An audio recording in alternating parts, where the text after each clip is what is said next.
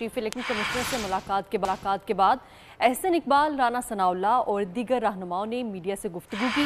رانا ثناءاللہ کا کہنا تھا کہ الیکشن حلقہ بندیوں کے 54 روز بعد ہونا ہے۔ 14 دسمبر کو حلقہ بندیاں مکمل ہو جائیں گی۔ اس موقع پر احسن اقبال نے کہا کہ 2018 کے انتخابات میں RTS کو بٹھایا گیا۔ ہم نے الیکشن کمیشن سے الیکشن کی شفافیت پر بھی بات کی ہے۔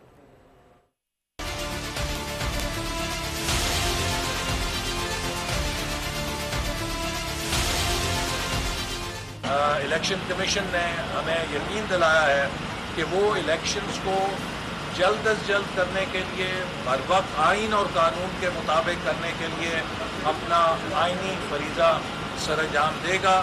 ہم سمجھتے ہیں کہ پاکستان کے آئندہ انتخابات ملک کے لیے ایک سنگ میل ہیں، چونکہ جو ملک کے معاشی چیلنجز ہیں اس کے لیے ضروری ہے کہ بالفور ایک منتخب حکومت، آئینی اور جمہوری طور پہ ایسی حکومت جس کے پاس پورا مینڈیٹ ہو، وہ آ کے ملک کی معیشت کو اصلاحات کے ذریعے مستحکم کرنے کے لیے اپنا